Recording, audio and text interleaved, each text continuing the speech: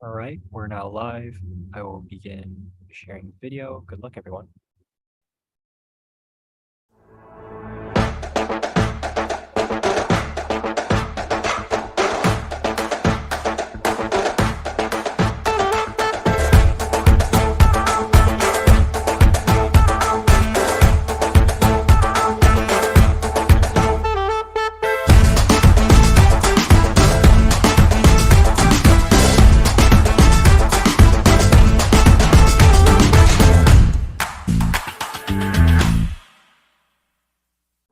Hello, and welcome back to another episode of TechRise. I am Desiree Vargas Wrigley, the Chief Innovation Officer and Executive Director of TechRise. If you're unfamiliar with TechRise, we are an initiative designed in partnership with Verizon in 2021 to help support BIPOC and women identifying founders all the way from idea stage to exit. Each week, we have 3 to 5 founders take the stage. They pitch their business for 4 minutes, followed by 4 minutes of Q&A from expert judges from around the country. And then the judges have the very difficult job of deciding who will win somewhere between $25,000 and $50,000. This week, our theme is in partnership with the 5G team over at Verizon. We're focused on entertainment and gaming, and in partnership with the RGA Ventures team. So we'll see some awesome startups from around the greater Chicagoland who are here to pitch in that category. And with that, I'm going to introduce some of our judges. So first we have Hylton Irons. He's associate at Listen Ventures. Hylton is always daydreaming about the future and what the world will be like in literally any future year. He built his skills analyzing the drivers that make a great business through his time managing IPOs, M&A transitions, and strategic alternatives in equity capital markets at Morgan Stanley, as well as healthcare investment banking at Goldman Sachs in New York. So Hylton, thanks so much for being here. And then next we have Matt Adamczyk. Matt is the technologist in residence at Titletown Tech.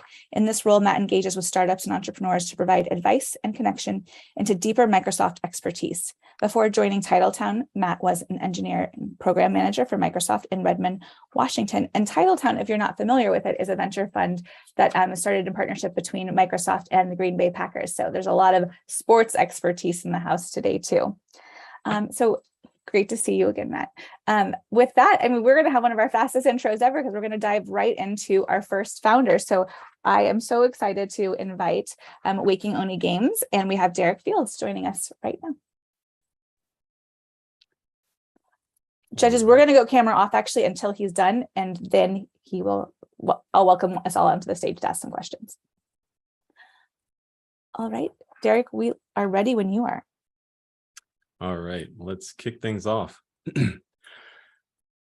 Let's jump in. My first steps in the games industry were quickly disillusioned when I realized that individuals who looked like me were scarce. This led me to create my own studio and later discover how I plan to disrupt the industry. My name is Derrick Fields, and I'm the founder and director of Waking Oni Games, a predominantly Black studio uplifting our future creators. So let's talk about something. The games industry is forecast to grow to a worth of $256 billion by 2025.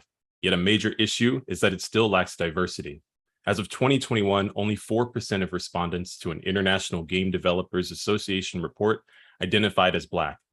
Historically, Black candidates emerging from backgrounds with less resources, access to career training, and mentorship. As a result, mainstream games rarely include stories from Black voices.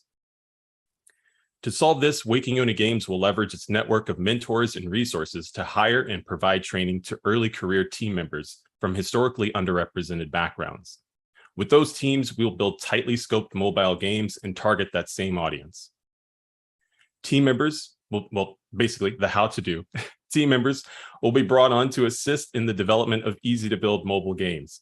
They will gain hands-on experience in specialized roles such as game design, 3D modeling, or coding, while meeting regularly with our team of mentors to understand the more nuanced aspects of development. Our studio will release each mobile game and expand its catalog with contributing team members compensated and credited, outfitting them with a growing resume, but ideally staying within the company to build more and eventually pass on these experiences. In essence, we're not just training team members, but we're building future mentors as well. To give you a sense of our market size, this year, the mobile gaming market occupied 57% of total gaming revenue worldwide. In the US alone, that amounts to 41.7 billion, with mobile game users charting in at an estimated 156 million. 8% of gamers come from Black backgrounds, and so this represents an untapped $3.3 billion market. So what's our market strategy? How are we doing this? Our community shows up with product activation ranging from free experiences on VR to narrative-driven family games available for purchase on console. We understand what it takes to bring our existing customers into more diverse mobile gaming and trust they'll follow us. Our feature title, Onsen Master, was released in 2022 and projected to sell 10,000 copies during its first year. In 2023, we anticipate releasing 2 freemium mobile games built with our early career team members and achieve a similar monetization. Thanks to our professional network and the advancements of 5G, we're confident in delivering more consciously built experiences on the best connections to grow a community and increase our player base. To talk about the competitive landscape, Black-owned game studios might be scarce when it comes to games, yet we still manage to stand out. Our competitors bring excellent content to the industry, but what sets us apart is our focus on mentorship of early career candidates paired with the development of impactful games. So at this point, why Waking Oni? Our team has the expertise in game development, education, and startups. With our network of affiliates and other resources, we are uniquely positioned for more achievements. In closing out, there's ideally just one thing that I want you to remember. Better represented games is still a blue ocean in need of charting by better represented teams. Waking Oni Games is that team, and our achievements are close on the horizon. With your support, we can continue to grow an excellent studio, support new team members, and develop game titles to inspire our future creators. Thank you. Great job. All right, judges, if you want to come back on, we'll ask Derrick some questions. Matt, you want to start us off? Sure. I love the concept, Derrick. So I'm curious, when you launch these games, it's a very crowded space to get your name, to rise up. How do you plan to reach your customers when you go to market? Yeah, and so thankfully, thanks to our connections with spaces like Black Voices in Gaming and Xbox, we already have kind of a position with the market. When I mentioned that our community shows up, they already know about Waking Oni Games thanks to our premier title, Onsen Master, and so looking forward to other games from us is kind of like right there and waiting. Black Voices in Gaming specifically focuses on the promotion of Black-led games, and I'm an advisor for this group. And so putting games out into that space and getting it known by that community is like right along our outlets. Hylton. Awesome. Thanks for walking us through this, Derrick. One question around sort of the inception point. How do you think about kind of the ideas from a content standpoint around the games? Are those coming from the network of kind of Black game makers that you're working with, or is that coming from the advisors or mentors? Kind of how do you think about building those stories? Building the games themselves? Yeah. So this is something that we're already doing basically. When we hired new team members, we prioritize pooling from early career candidates, people who have not had an opportunity to enter the games industry. And then the team members who exist at Waking Oni have already, we agreed to mentor and train as a group, the team members who are coming in so that we all build and gain that experience together. We just brought on a new team member who's going to be our next 3D artist for a title that we're currently working on. And so for mobile games, we're taking the same experiences that we've built on console and leveraging it to just tighter, more tightly scoped games. So like that takes the shape of narrative games, that takes the shape of AR games. If you're thinking of maybe the fidelity of something, Fortnite, we're not making Fortnite, but we're making experiences that are impactful and easy to build within our timeline. Sorry about that, guys. I froze for a second, so I don't know if we went on to another question, but Matt, do you have another question to go? Didn't get there yet, but yes, I do. So I'm curious, building games, like engineering games can be difficult with long cycles. What do you see as your biggest challenge in the year ahead with your upcoming titles from a technology perspective? Yeah, I think deployment to mobile games or the mobile game platform is, like something that we've been exposed to. So it's not wholly uncharted waters, but we're curious about the The implementation part, the update part, I'm really curious about the connection and being able to like leverage updates efficiently on that network. The convenience of being able to send a build out on PC is like, I can do it right here. It's out there, it's done. And so, one of the things that we hope to uncover is how quickly we can get that content out to our players and ensure that we can just keep building within that scope. I think our first experience will help identify that really, really concertedly, and then we'll be able to expand from that with our next title. Yeah, I have one quick one. How do you think about what is kind of the factor that ties together all the games that come out of Waking Oni? Is it sort of a Black focused narrative within game, or a certain maybe type of game, whether that's a mobile game or something, or console game? How do you think about the narrative that ties all of your games together? Yeah, so a lot of this kind of goes into the entire conception of Waking Oni in general, down to its name.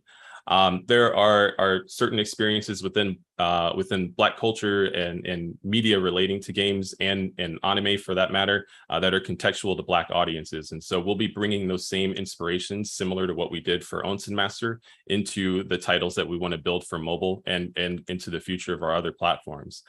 So to answer that question, that means prioritizing Black experiences, Black voices, Black stories. Cut us off. Sorry, I thought I wasn't unmuted and I was trying to be polite, but I ended up going way too far over. No, it was my fault for not jumping in unmuted. But great job, Derrick. Thank you so much. Next, we're going to invite our guild and Lisandra Martinez onto the stage. All right, I'll let you know when we can see your slides.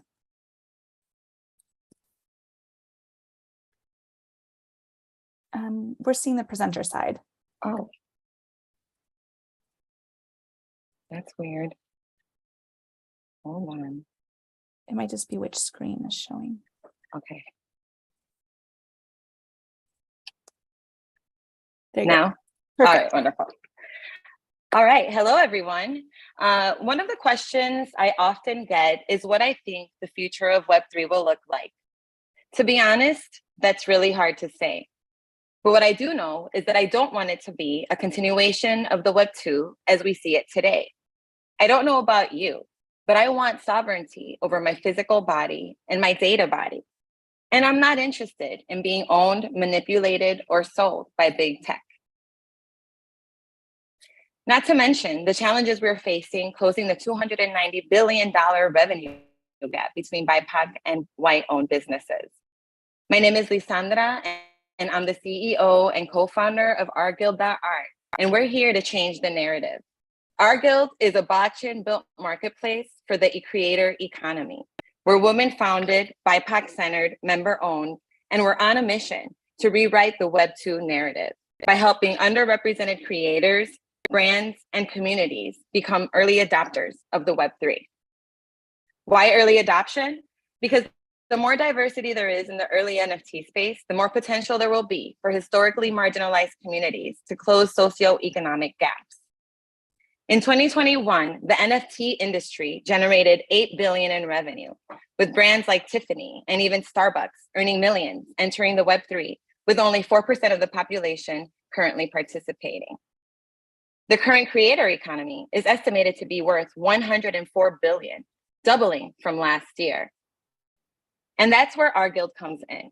Our guild exists to be a bridge for diverse artists, businesses, and communities, from the Web 2 to the Web 3, using equitable business models, generating wealth within the community on a platform built and owned by the community. And because we know one of the biggest barriers for participation is the volatility and skepticism around using crypto as currency, the Our Guild Marketplace allows anyone to purchase an NFT using a credit card or debit card. Customers pay with dollars and creators get paid in dollars. And that's all being transacted on the blockchain. Speaking of currency, how does Our Guild make money? The simple answer is that the marketplace keeps a creator-friendly 15% commission on all NFTs sold through our platform. Our phase 1 strategy is one of community-centered organic growth built on collaborative partnerships. So how's it going so far?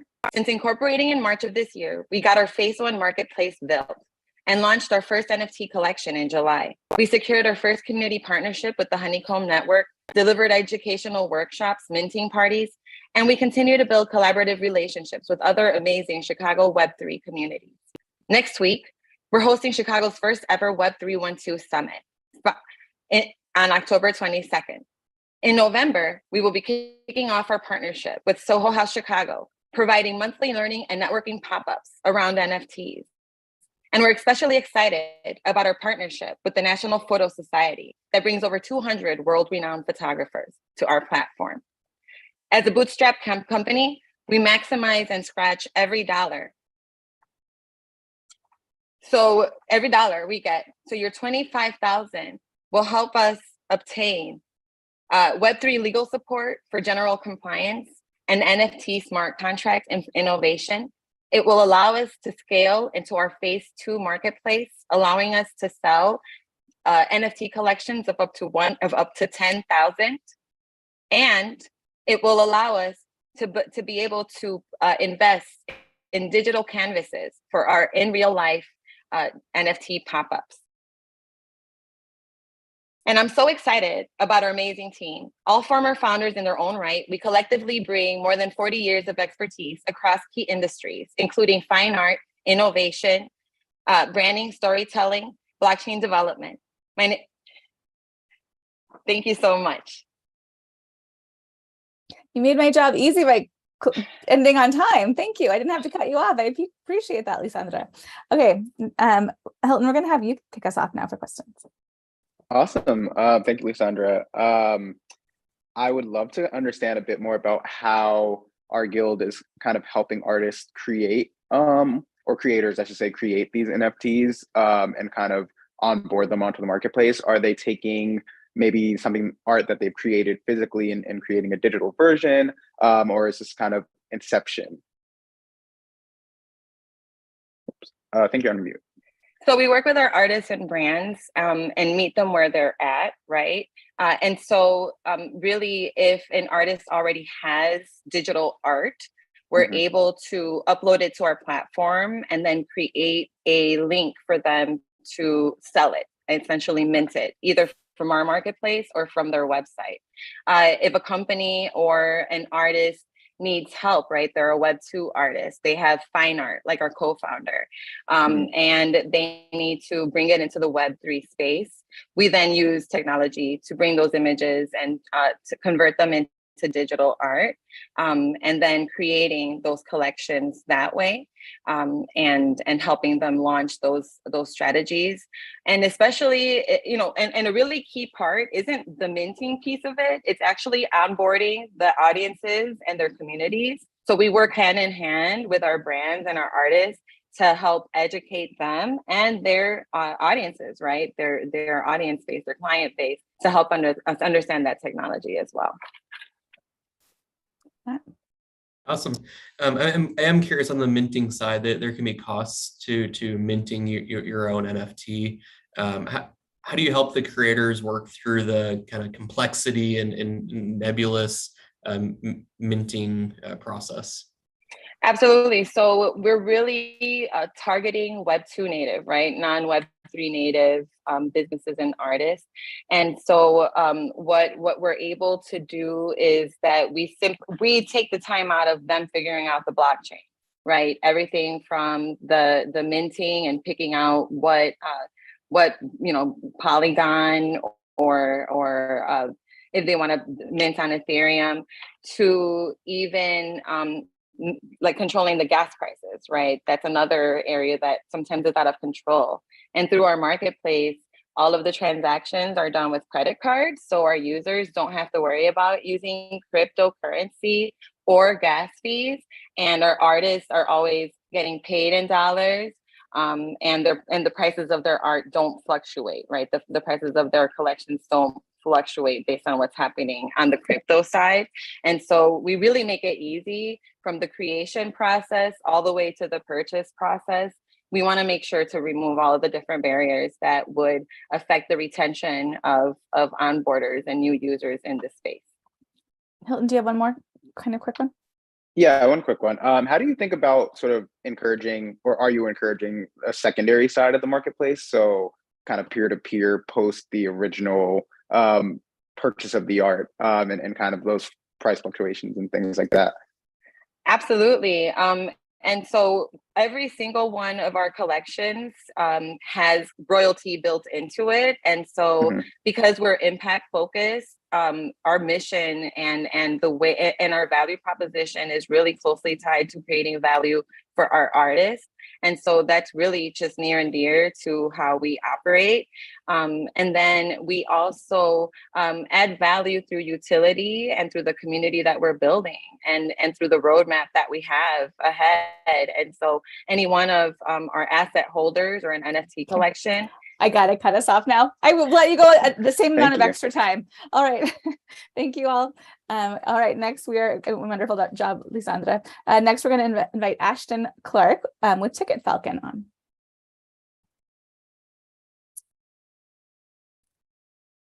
Looking good. Ready when you are. Have you recently purchased tickets to an event online and looked at the service fee you were charged? Well, did you know that the average service fee to buy and or sell tickets online is approximately 15 to 20% of the face value of the ticket? That's robbery. Here's a story. My brother and I were put in charge of ticketing for our family reunion that sees 500 people every 2 years. And let me tell you, that experience was a complete disaster. The problem is that it was too expensive to sell tickets online. And we realized that more than just our family experienced it, right? It's too expensive. Those fees are often passed on to attendees, which limit the profitability of the event. The payouts are often delayed, which are until 2 weeks or more after the event, which negatively impacts the cash flow of event organizers. And the event organizers did not, like our family reunion, own the attendee data collected on those platforms.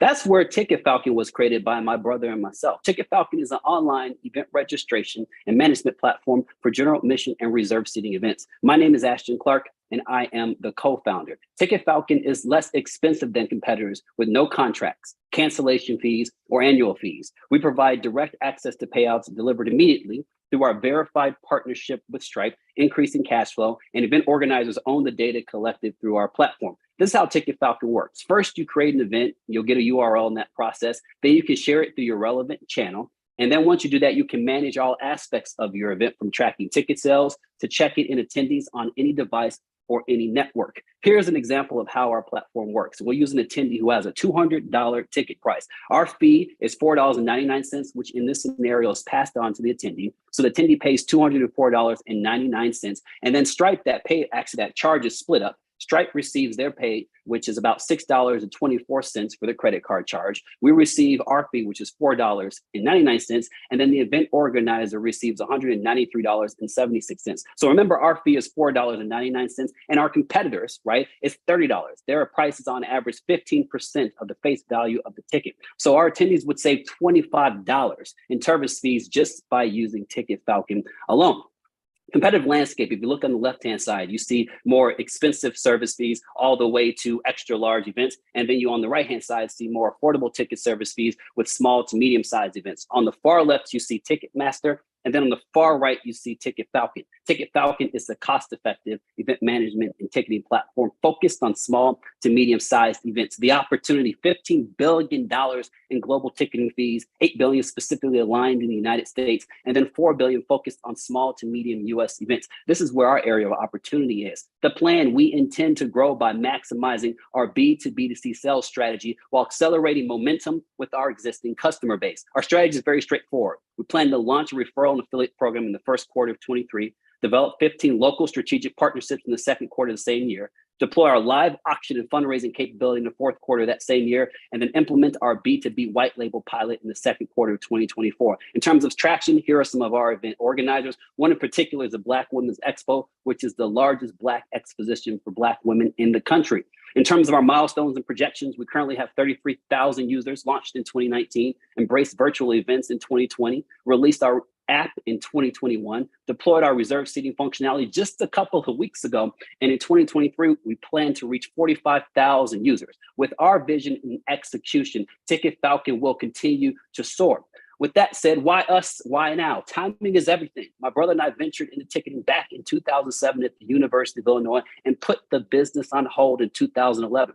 In 2019, we reimagined what ticketing could look like, and Ticket Falcon ultimately took flight. We empower event organizers and attendees to make more memorable experiences happen. My name is Ashton Clark, and this is my identical twin brother, Ryan Clark, and we are the co-founders of Ticket Falcon. When Ticket Falcon succeeds, so do event organizers and attendees. And see, that's the power of Ticket Falcon, where we enable payouts on the fly. To the T. Great job on the timing on that one. Thank you. All right, Matt, we're going to have you kick us off with questions. Great. I'm curious with their reserved seating component, is there transactions within a marketplace between people? I know I been pained by losing fees both on the buying and then the reselling side when I can't make an event or things like that. Yeah, absolutely. Yeah. So there is a fee, right? Right now we're charging an extra $1.50 to the organizer, but they can technically pass that on to the attendee. We have not implemented a marketplace for individuals to buy and sell tickets that were first originally purchased on our platform. But I will tell you that is in our plan because we see a huge opportunity to transfer tickets and actually generate more revenue based upon that markup.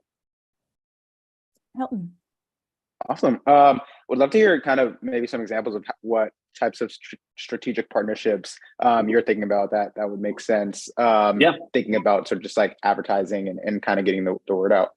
Yeah. So it's interesting because a lot of our customers in terms of event organizers have come from free events. So we're completely free for free events. So that's one area or channel that we go after. But if you think about it, it's interesting because you have organizations that are large that have chapters as an example. That is a prime opportunity for us because if we're able to penetrate that specific sector right now, we can get a multitude of organizers just by going after one entity. So that's our plan, right? Whether it be fraternities or sororities or other nonprofit organizations across the country who have that type of setup is definitely what we're going after, just as an example.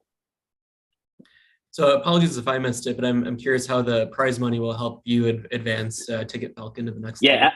Absolutely. So we definitely want to build out a couple of new components, right? So when I look at like our go-to-market strategy, there are a few things in there that we want to uncover, such as our commission type products, so affiliate. If you think about that, right, one of the things that we quickly learned is that if we have an affiliate system, right, our event organizers ask us all the time, like, hey, how can we refer others to you? So we want to create an automated platform to do that. And then on the B2B side, right, we want to put some more fuel behind that so that we can set up a system that would allow us to help our organizers do more with less. And what I mean by that is oftentimes our organizers are looking for some very specific features. And those 4 that I had on the chart are the ones that they've asked for. And so we're going to split the funds for those 4 different areas. And the first one would be the affiliate marketing program that we will implement. Hylton. Would love to understand of your kind of 33,000 users, is there anything that was surprising or anything that you kind of just learned from those early customers that you look to change now or have kind of iterated on?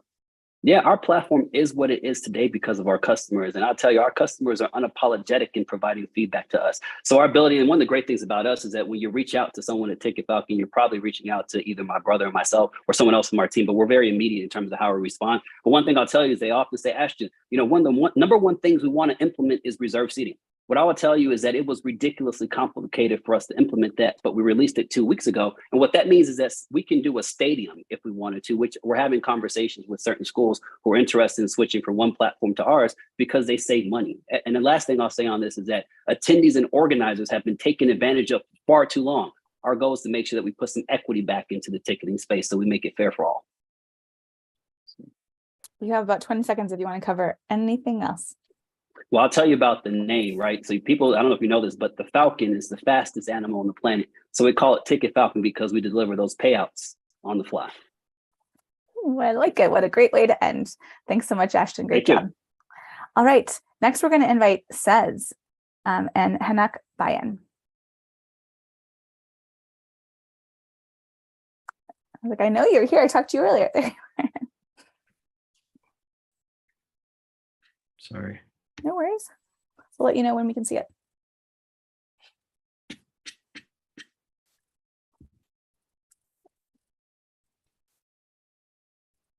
Looks like you're good to go. Good to go. Awesome. Thank you.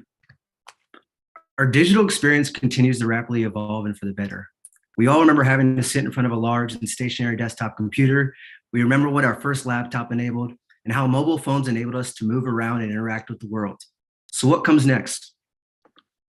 An evolution spurred by the ubiquity of AirPods and wireless headphones has enabled the next generation of digital experience.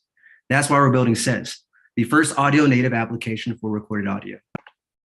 5G enabled a new kind of network that was designed to connect virtually everyone and everything together, including machines, objects, and devices. And though we have seamless connectivity through our phones, having to rely on screens when we're busy, on the go, or consumed by other stimuli is restricting. This is especially the case for audio, content that inherently frees our eyes and hands. Solely designing experiences within the visual UI paradigm has been a hindrance to audio.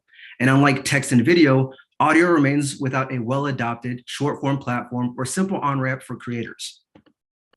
So we asked hard questions and led with research. The result was an understanding that our listening experience should be at the core of how and why we design audio platforms. Our solution was to build the audio interface, a one-click experience for recorded audio, leveraging simple creation tools, audio UX, and sound design to remove the reliance of visual UI and guide users through their tailored feed of content. Here's how it works. Record and post sounds of your world. Follow users or integrated content like podcasts, and new content will appear on your feed. Love a podcast, an episode, or a clip, add your commentary and post it. You can also upload content. So any of those special video moments you've captured on your phone can also live in SES on audio form. Now simply press play all and you could put your phone away. SES will guide you through your feed just as an Alexa would. When we look at our competitor landscape, there have been a number of platforms aimed at asynchronous audio, but designed solely with our visual experience in mind. Let's call it TikTok for audio. Unlike SES, this marked them suboptimal in scenarios that are perfect for audio, like driving in your car. We have solved for audio by making it seamless to scan the gamut. This ease of experience, in turn, has incentivized content creation and engagement. As for milestones and traction, we're in private beta, have a growing waitlist through word of mouth, and have progressed through user validation. Our team has been immersed in the world of audio and its application to digital experiences for many years. Our extended team includes engineers across front end, back end, and quality assurance. And our angels and advisory committees includes founders, operators, and individuals with product and audio pedigree. Now, here's the thing. There's a grand opportunity. Audio UX is enabling a paradigm shift in our user experience. As an interface, audio will be as pervasive and embedded into a wide variety of products. To enable this shift, we need an audio native approach to product interface, an engine for audio UX. So just as Unity evolved from a gaming engine to product spanning industries, or Descript evolved from audio guided tours to a suite of editing and voice AI products, SES will evolve to the engine of audio UX. Solving for social audio is our starting point. Our solution to build the audio, went the wrong way. And this is where, Now where might we go? Whether we build SaaS tools or enable the integration of audio UX to build other platforms, the combination of auditory frameworks, features, and code base gives us a tremendous opportunity to upend the world of digital experiences. So imagine an API that enables EdTech products to offer an audio native experience, a desire we've heard from founders in the space, or location-aware audio experiences in your city or while at the mall. So if we were to win, we would use the awarded capital for expansion of the audio UX design system to fully automate our onboarding process and develop requirements for app stores prior to our launch. In closing, if consuming audio supports moments of visual impairments, enables the benefits of hands and eye-free use, if AirPods and wearables are ubiquitous, and if 5G enables the connectivity that we all have today, we should design experiences within these benefits in mind. It's an ambitious aim, but we foresee a monumental UX paradigm shift and aim to build it. Thank you. Great job. Perfect. All right, we're going to kick off with Hylton on this one. Awesome. Thanks, Henock. Would love to hear maybe just like some examples of what kind of content you envision on the SES platform. Like if I'm walking and just like letting it play. Yeah. Cool. Don't have to envision because it's actually been remarkable. So in our case, even if you think about the positioning of SES is both a double moniker for people being able to capture their sounds or bring their voice, but it's also the app guiding them, right, with audio. So literally the app saying, Henock says, and playing my content. So in many cases, we've had individuals capture sounds at the Barcelona soccer stadium during a game, or someone at the game 5 for the Stanley Cup Finals, or someone capturing an amazing moment with their kids, right? So if you think about audio inherently being non-visual, it allows us to capture moments and in cases where we might not want to be visual. So that opens up to, like, if I gave you a microphone and said, hey, capture, you can capture anything from sounds of the beach or the storms we had a couple of days ago here in Chicago, or you can capture sounds at a conference or Coachella or Lollapalooza. And so it's been interesting, and TMI here, but just about 3 months ago, we had someone capture, and I know this is a little more appropriate, a flatulent on sets. You know, it was like 15 seconds of pause, and then all of a sudden someone, so it really is dependent upon how each individual uses it. In my case, I've been capturing their journey of says and kind of using it as a public diary, but also the Bears game yesterday and capturing sounds of the stadium. Matt. Great. So on that thread, I'm curious, if you're a creator with existing content, is it easy to bring some of that content into SES? We have lots of podcasts out there. Do you highlight that, or do you focus more on the original audio? No, great question. So early on in our journey, as I mentioned, we led with research. So we interviewed, indie creators, individuals who aren't in audio today, but we also interviewed legacy individuals who create longer form content. So it says we have an upload feature, and that's important for two reasons. Your ability to bring abridged versions of long form content and guide users to your longer form content. But also we think about a platform that's to democratize access and provide free access to anyone. It's important that we don't build a system that requires the fastest speed of access for Wi-Fi and cell service. So you can actually capture content outside of SES and bring it into SES by uploading. So in our case, our upload allows you to upload audio, but it actually allows you to just open up your video library from your phone, upload content, and it just pulls out the audio. Hylton. Yeah, and then just a little bit more on kind of the user experience.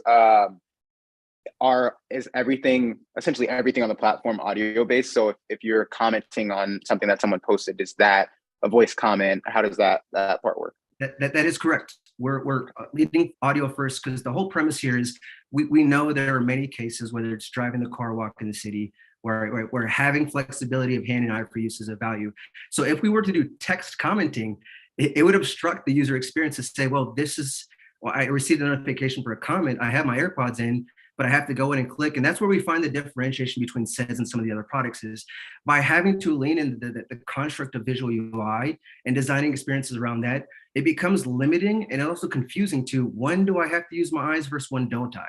So in this case, whether you're capturing sounds or you're commenting on someone else's capture, it's all audio first. So you would be commenting in voice.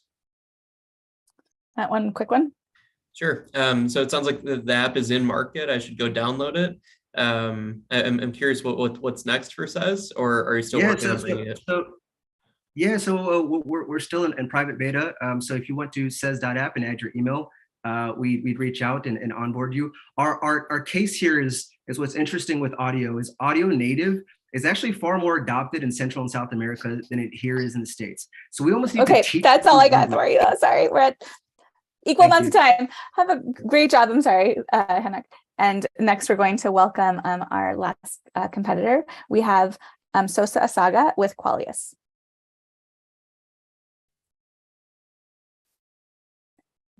I think you're ready to go. Yeah. Great. Wait, you are muted.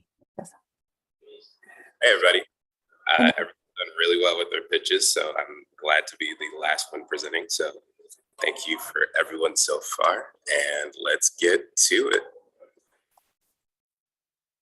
We can see it. We're good.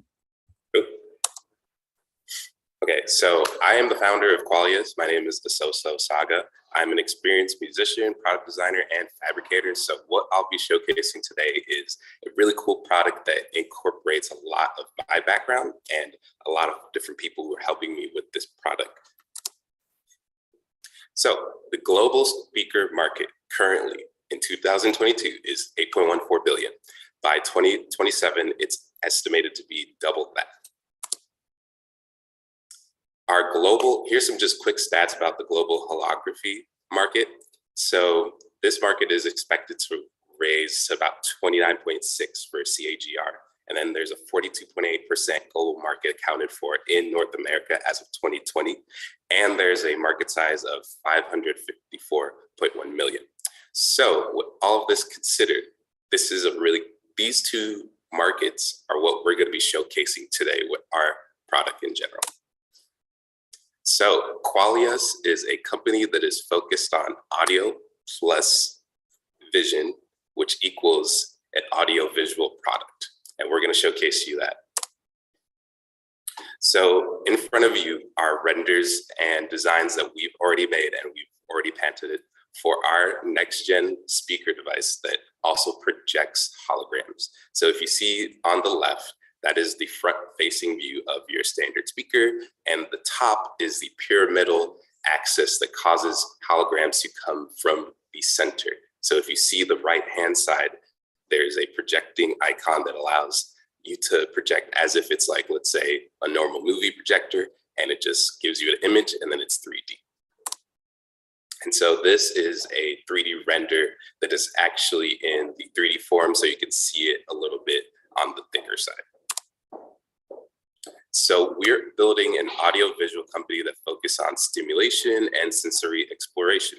So this is really prevalent for different designs that we'll be producing in the future, but right now we're focusing on this first beta product that we've already patented the technology for.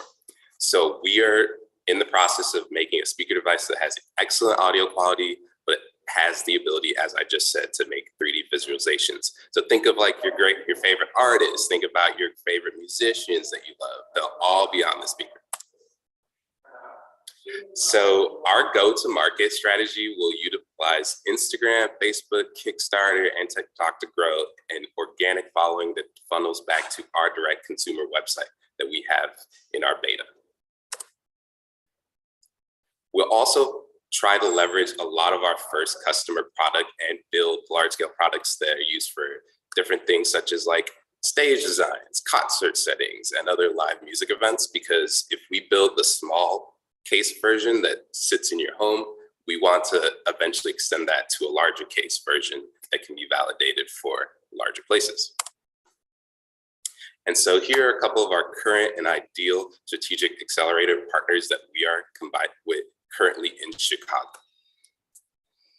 And that is all from us. Great job, Eseosa. All right, judges, you can come on and ask a few questions. Matt, I think you're kicking us off on this one. Sounds good. So, do you mind getting ready to project your screen now? Thanks.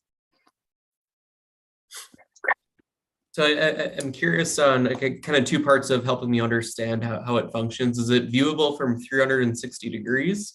Yes. And is there specialized content needed to have the visual projection work? Yes, so it will be 360 degrees viewable. And a lot of the content will be like, let's say if we had a specific SD or a specific request of someone saying, oh, I want to see like this person dance or like this artist do this, then we'll make like a custom GIF that's loaded into an SD card that's loaded into a Raspberry Pi that now projects the imagery onto the 360 view. Hylton. Yeah, apologies if I missed this, but would love to hear how you'd plan to use the prize money. Oh yeah, we definitely will be using it to launch a Kickstarter so that we want to get this into consumer hands and then give it as our first beta and then also hire someone so that we can run the Kickstarter and fundraise it further. I'm going to keep going back and forth between you, Matt. Another question? Yep. So I am curious how far along you've gotten on the prototyping phase and if you're ready to begin producing these, or if you're still in the prototyping phase and figuring out some of those core challenges. I think you froze for a second. Could you repeat that? Oh, sorry. If I'm back now, I'm just curious where you are in the prototyping and bringing to kind of more mass manufacturing of the device. Yeah, so we've gotten through the prototyping A phase. So we've built the design casing. We're now implementing electronics, and now we're trying to get to an OEM to mass manufacture. Great. Hylton. Got a quick one, kind of similar to Matt's first question. Is there do you envision maybe a future where artists can create art essentially to go along with the audio that can be portrayed in the holographic section? Yeah, of course. Like that's definitely like something we'd like to do. We're gonna definitely have to hire a software developer to do that. But right now we're just focusing on like bare bones, make sure we get cool projections that are preloaded into our devices and then sell the concept and then grow further. Well, we have a bit of time left. So do you have anything else you want to add that you haven't covered? Yeah, I mean, like, I love music, I love sound, I love art. So that's pretty much why I developed the product. And a lot of friends are pretty excited to see where it goes from here. So that's about it. Great. Well, great job. And we wish you the best of luck. And we wish all of the competitors so much luck today. The judges are about to leave us to go into the deliberation room to decide who wins today's $25,000 prize from Verizon's 5G team. And while we're over in the deliberation room, our good friend Stephen Shaw over at Verizon is going to come on and do a fireside chat. So if you haven't met Stephen before, he is the community engagement director over at Verizon and co-founder of TechRise. And he's going to be speaking today with Kevin Fair, who is CEO of iPlay Games. And as a founder, Kevin created iPlay Games, a staffing and equipment company that has become a critical part of every anime, sci-fi convention, video game event, and birthday party. Kevin is committed to building an energetic and unique video game experience by providing quality equipment rentals and is passionate, helpful staff members. So it's great to have you on, Kevin. I'm going to step away, but I wish I'll see this in the recording, and I'll let Stephen take over from here. Thanks, Desiree. Appreciate it. Kevin, how are you, man? Let me unmute myself. Can you guys hear me good? Yes, we got you now. Yeah, no, I'm doing great today, Stephen, man. I really appreciate you guys having me here and also just being able to witness some of the really cool ideas that were spoke about just a moment ago. Great. Yeah, I'm glad you got to see some of our really talented founders today. So let's get into it. So you and I have known each other for a bit. Tell us, how did you originally get into video games? Well, I was born in '85. So, I mean, I feel like in some ways that's pretty self-explanatory. It was right after the first arcade boom and then kind of coming into the second arcade boom. And then, of course, for some of the people, I'm going to go ahead and date myself, even though I don't got some gray hairs just yet. The Nintendo Entertainment System was probably at that time considered like the premier console. And so it was really easy for me as a kid to really kind of enjoy this new art medium. And if I had to say one thing was a driving factor for video games, I felt like television and radio were passive forms of entertainment where it happened to you. Games was an active form of entertainment where you decided the outcome, even though the outcomes were predetermined, like when, what a game winning screen looks like, how you got there was up to you. And as a kid, I thought that was pretty cool. I thought it was a cool idea, to be able to say, well, I'm going to beat the game this way versus television had a script for you already. There wasn't much you could do to change that. Yeah, so I mean, gaming, it defines interactive technology because, like you said, you get to choose what screen or kind of what piece of the game you wanna get into. So it's really great that you are here where we are showcasing founders. So you founded IPG, iPlay Games. And so can you talk a little bit about your journey as a founder and specifically as a founder in a video game company? Well, like most company story starts, mine is also a very funny story. So I worked as an accountant for one of the big four accounting firms, even though I knew I didn't like accounting. I actually graduated with a degree in computer science. And so I went into a field completely foreign to me, something that I wasn't particularly interested in, but I took the opportunity that was in front of me. And that was a really cool experience to kind of get some really high level corporate experience in that particular way. But not doing a job that I didn't like really forced me to be a little bit more reflectful. I had to reflect a little bit more on what I liked as a person, right? And so as I started thinking about, my experiences with, bonding with my brother, making friends, building community in a lot of ways, video games was always the core activity when I kind of sat and thought about that. And so I think in 2008, I probably had my finger on the pulse as, millennials were, graduating undergrad and Gen Z getting ready to come right behind that. I think for me, I kind of understood where video game entertainment, especially competitions, were going to go, right? And so I think part of what I started doing was say, hey, this is an undeveloped space, and maybe my job is to develop the space. And in a lot of ways, I think that's what I did at first, was I helped develop a space that allowed me to kind of put my own self-expression into it was something that I was passionate about. And the moment I did that, I became tenacious, I became detail-oriented, laser-focused on goals, and really happy to kind of like deliver some of those good experiences for people. So let's continue with that. So one, tell us about IPG. Tell us, give us your 30-second pitch on I Play Games. What is it that you do? Second part of that question is talk about some other career opportunities. So you and I have talked a lot about transitioning from education to career and gaming being an outlet for that. So one, tell us about IPG and talk about some of the other opportunities that are available in gaming. All right, so you're asking me for the elevator pitch. The 30-second elevator pitch is that I Play Games is your turnkey solution for live and virtual video game events. We provide three primary services that most people are familiar with. One, we hit you with the equipment rental. So you say, hey, I need 50 Xboxes, PlayStations, etc. We can help you out with that. B, we bring on the manpower that helps set it up. So we pull together the event. We actually moderate, host, registration, all of that good stuff. And then the third thing is we help you plan this thing. So we'll consult you on what games you should use, what the floor layout should look like. You know, we really kind of say, hey, so this is your target audience. Here's how we deliver the engagement that you're looking for. And so in all ways and shapes, we're kind of there from idea inception all the way through to execution, you know, pulling off in a truck with the rest of your equipment. So that's the company in a nutshell. I think, what was the second question again? Hit me again.